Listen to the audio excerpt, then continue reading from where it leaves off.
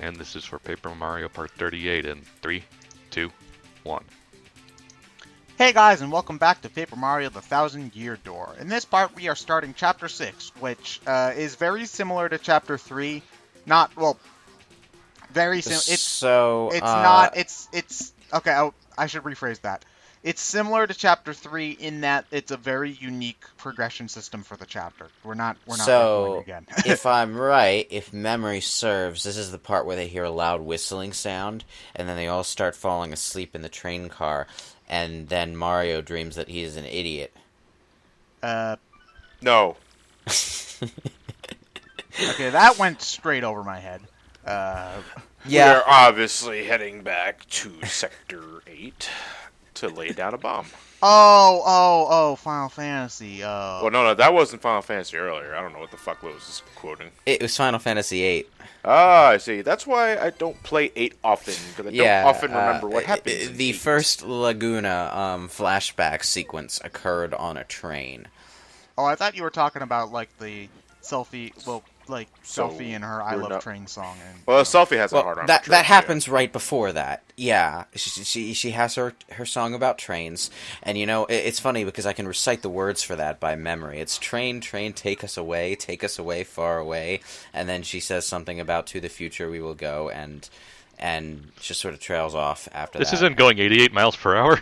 That's a train. I'd hope it'd be going faster than 88 miles per hour. Well, I hope it goes faster than 88 miles per hour. It's an intercontinental train. But it needs to be going exactly 88 miles per hour. Under the ocean, across continents. Oh, no, we're not going under the ocean. We're just going, straight through desert and shit. So, yeah. Desert and mountains. It's kind of a missed opportunity in Final Fantasy VIII is they never showed you what the underwater train system actually looked like. Well. Yeah, but anyway, it seems like it looks like it's a mystery, gang! Oh boy! Oh man, you know what? I saw that coming 2 miles off. And we have another body? Silently hoping it wouldn't be a train mystery. It's a train mystery. Alfred Hitchcock got his hands on this chapter, and he's not giving it back. But anyway, this is Pennington. He thinks he's way smarter than he actually is. Instead of being like a murder mystery, it's because we already did that in the last game. It's the who ate the soup mystery. Yeah. Uh-huh. So basically, what you're doing throughout this entire chapter is doing random menial tasks for people. So.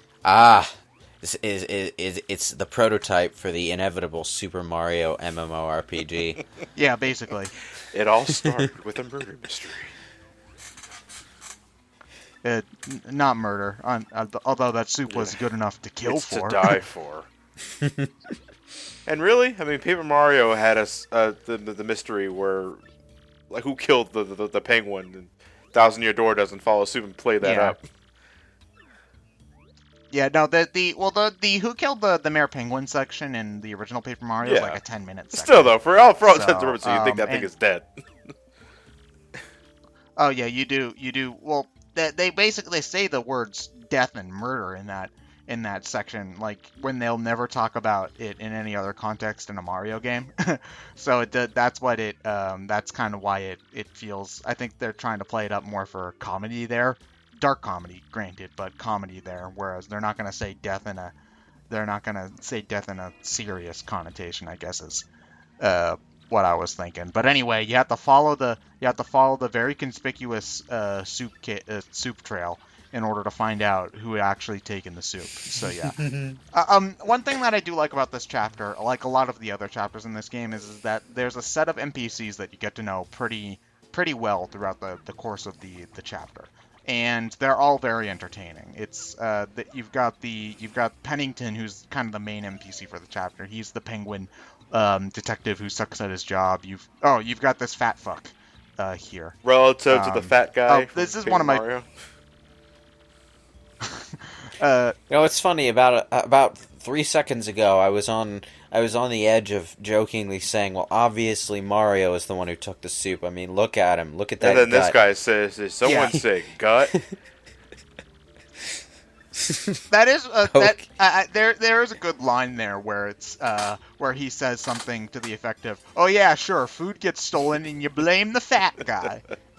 So yeah, I enjoy most of the mysteries in this area, and it's not entirely like Chapter 3 in the sense that in that this is all we're doing for the entire chapter. I mean, there's little side quests and stuff, but there is a dungeon to the chapter. It's not the most interesting dungeon in the game, but you will be fighting normal enemies. You will be doing puzzles.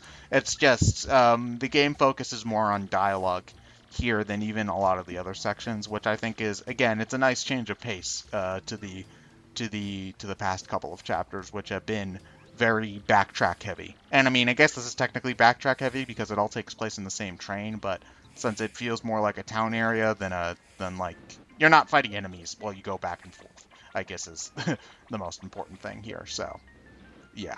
Also, this place is swanky as shit. Yep, it's got that the sort of stereotypical first class You have to have train a thing certain going amount of for it, class. where for some reason there are chairs and tables in a moving vehicle, and someone thought that was a good idea. Well, there needs to be like a dining hall or something. I bet Oh yeah, even the Phantom train had a dining hall. they're probably like screwed down. Screwed down, or if the I had train to is guess. stabilized to a ridiculous degree that you can get away with it. Well, this train is basically the place that this train is going to is called Poshley Heights, which they establish as like a home for the super rich. So since this train only goes there, I'd assume that it's probably like several hundred thousands of dollars, millions of dollars coins, designed to be the most comfortable train ride experience that money can buy. So they probably do have some sort of ridiculous stabilizing technology or whatever to make it so that you can so that there's no real issues there. On that note, have any of you ever been on a train with beds? No, I've only ever been on a train like that's not the subway once, and it really was only like a 2-hour ride from my sister's college back to Boston when I went. Yeah, to nothing but seats. Yeah. No private compartments. I always wanted to go No on a nothing. sleeper car, but No, they're the- kind of expensive. Yeah, if you're going to be going on a sleeper car, you might as well just fly at that point. Like it's quicker. I think you do that's it for once. sure. I mean, you do it. Well, it does sound something you do more for the journey. Well, you know, rather than- for some people, it might be preferable to take a longer ride in a sleeper car than to go on a plane. Like, say, if Yeah, you're or if you're prone afraid to of air heights. sickness, So yeah, it's or if your ears just pop as often as mine do on flights. God, I wish they would stop that. it is definitely a journey rather than the destination Yeah. kind of travel method nowadays. Yeah. So anyway, now we got to help find this Bob-omb. Now we got to help this Bob-omb kid find out what he wants for his birthday, and you can't continue with the game until you do it. So yeah. So you do have to keep on talking to him, in order. It's kind of weird actually. When I replayed this game once, I knew that I had to. I knew that I had to get him an autograph. So I didn't talk to him. I just went to get it, and the guy won't give you the autograph until you find out that he wants an autograph. And if you talk to this guy here, the kid talks about being a train engineer. So you have to go up to the train engineer at the front of the train in order to get his autograph. When I first played the game, I got stuck here for a long time because I had no idea that you could even go up to the train engineer. So I talked to everybody in the train, and I was like, "What the fuck does this kid want for his birthday? I don't know. What but do what I I have want to do?" is a crystal star. Oh man. Yeah, so there are other little things going on in the train. Like there's a woman who's lost her earrings. There's a woman who lost a ring. You can talk to them. That actually does end up being important later on. But you do get rewards if you help those people out. It's just a nice chapter because for once in his life, Mario decides to be a decent human being. So You know something? You say someone lost a ring and someone lost earrings, right? Yeah. Here's my question. Okay, losing a ring I get because eventually you're gonna take the ring off your hand to wash your hand or something. Take them up. How do you lose earrings? I, uh, I Yeah, guess when there. you Well, take earrings off, what are you going to do with them? You're going to put them away. well, that's slight spoiler alert. Both of them end up being stolen. Is the thing, and they were like Oh, super sentimental and stuff because they were like given her by like her ex-boyfriend, and I'm not joking there. That's actually the waitress is the one who lost her earrings, and that's the speech pattern she has. So, yeah. And so before we can go to bed, it turns out that we're one blanket short. Ooh. So now we have to go find the missing blanket before we can go to sleep. So, oh yeah, well we're looking for a stowaway at this point because in our train car we got a threatening message that said that the train will be like if we don't stop looking for the crystal star, I think is what it said. Everybody in the train will be subject to a sticky yummy doom, I think is what they say. Um, s- uh, yeah, so okay. What does that even mean? you find out in a bit. It's basically there's like a honey bomb or something. I forget what it is. And if you talk, okay, but when it comes to getting the blanket back, you talk to this guy and he tells you that there's something that he heard noises in Hey, the fourth I ain't room, fucking eat it, and okay? there's nobody there. Hey, why would you eat the blanket? Well, never I didn't mind. do it. But anyway, okay, John, we know you didn't do it. It's a ghost! Ooh. Oh, it's Halloween. This is actually kind of fitting. Yeah. Wait, why would a ghost need a blanket? He doesn't. The train engineer was just no. That the conductor is the one at the back of the train. The conductor was just an idiot and he gave a blanket to the ghost. So Okay, yeah. sure. Yeah, so anyway, you have to help the ghost. All he needs is your life. Nah, just kidding. I love this guy. He's hilarious. But anyway, he lost his diary in the luggage, and you need to Isn't go there get an it for him. instant death scenario with this So, guy? yes. When you find the diary, you can go into your key items menu, and read it. And he says, "Don't you dare read my diary because a horrible fate will await you." Don't read the diary. Well, if you really want to do it, save right beforehand. But basically, you don't even get to read anything. Basically, you're reading, and it's like page one. Dear diary, today I told you not to read my diary, and then he makes a scary face, Yeah, he and kills you. you get a game over. Yeah, it's not that interesting. So, just take the diary and give it back. So, yeah.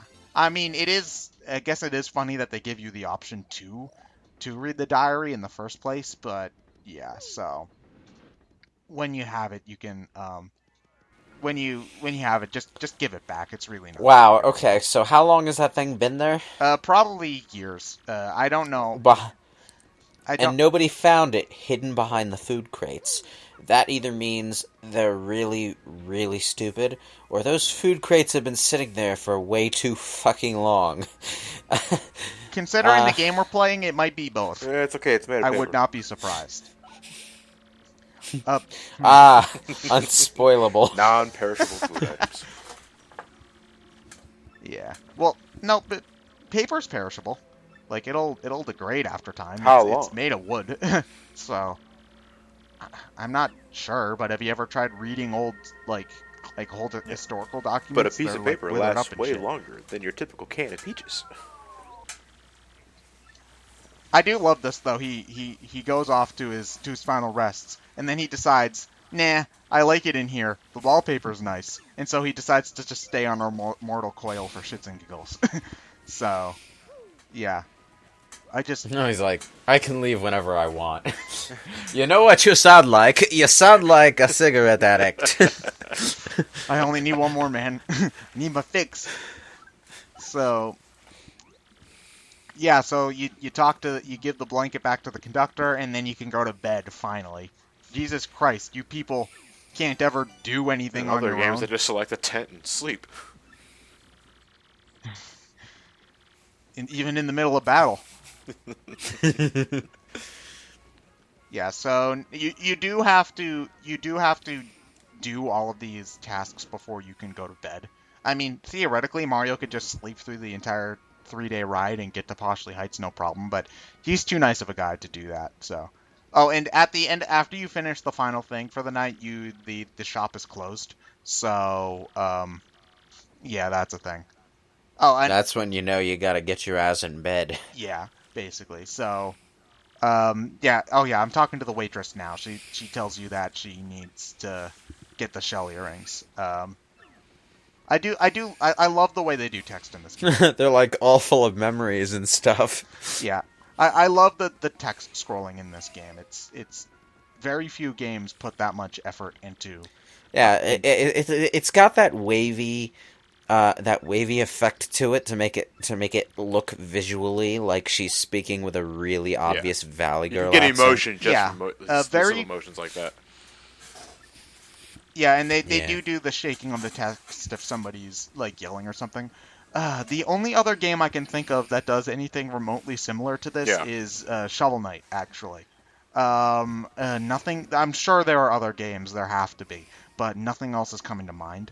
So, yeah, it's a neat effect that I remember actually looking up old reviews of Paper Mario, and people complained that there was no voice acting because of course they did. It was like 2004. But I honestly think that this works plenty well in spite of it. It didn't take no Nintendo voice very long acting. to learn from Sunshine, so Yeah. Also, Dawn of the Second Day, 48 hours remaining. Ha! Dun I dun was the dun. I was the one who made the Zelda reference. good. Now Zelda Wii U is not going to get released ever. Here's a sticker for effort. Damn it, Lewis.